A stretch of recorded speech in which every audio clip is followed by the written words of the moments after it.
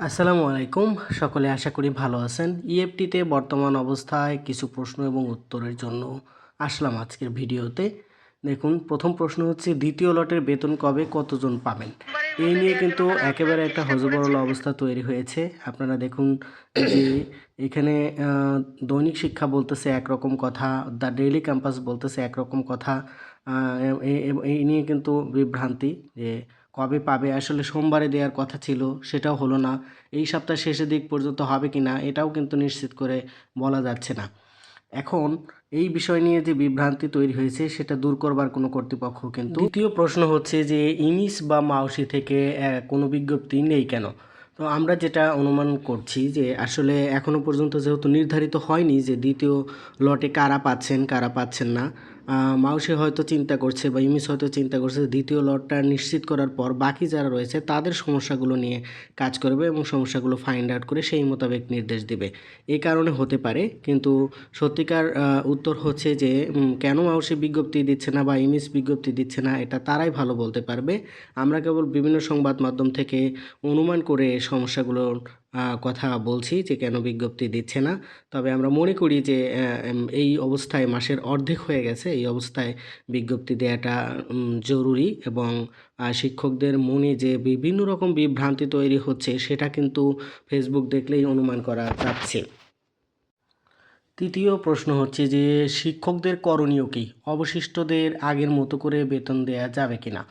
উত্তর হচ্ছে যে শিক্ষকদের আপাতত অপেক্ষা করা ছাড়া তেমন কিছুই করার নাই এবং এখন পর্যন্ত ইমিস এবং মাওসি থেকে জানানো হয়নি স্পষ্ট করে কিছু। তবে অনুমান করা যায় যে আগের মতো করে বেতন যেটা দিত সেইভাবে বেতন দেওয়ার সুযোগ আসলে নেই। অর্থাৎ চেক পাস করে সেই চেকে অবশিষ্টদের বেতন দেওয়ার এরকম কোনো সুযোগ আপাতত নেই, যেটা এই ইএফটির প্রথম বিজ্ঞপ্তিতে স্পষ্ট করা হয়েছিল যে জানুয়ারি থেকে আগের নিয়মে আর কোনো শিক্ষক বেতন পাবেন না। তাহলে মানে এই বেতন যারা পাননি তাদের কি অবস্থা হবে? তাদের আসলে অপেক্ষা করতে হবে। অপেক্ষা করে এই ইমিসের মাধ্যমে সংশোধন করেই বেতন পেতে হবে।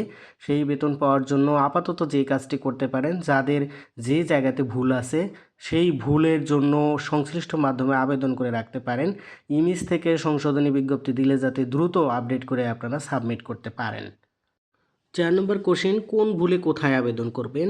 এটির সঠিক উত্তর হচ্ছে যে আপনি আগে ফাইন্ড আউট করবেন যে কোথায় আপনার ভুল হয়েছে। যদি ব্যাঙ্ক অ্যাকাউন্টে ভুল হয়ে থাকে আর অন্য সব কিছু ঠিক থাকে তাহলে ব্যাংকে আবেদন করবেন সংশোধনীর জন্য, এটা অল্প সময়ে সংশোধন হবে।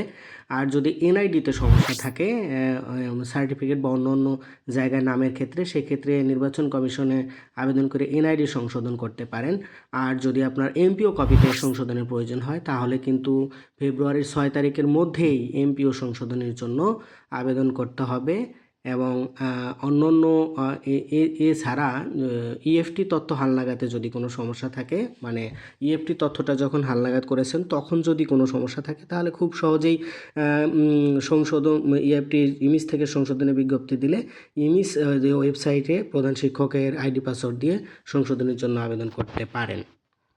আজকের মতো এখানেই শেষ করছি। ভালো থাকুন, সুস্থ থাকুন আর অপেক্ষা করুন মাই হোম ইউর স্কুলের সাথেই থাকুন। আল্লাহ হাফেজ।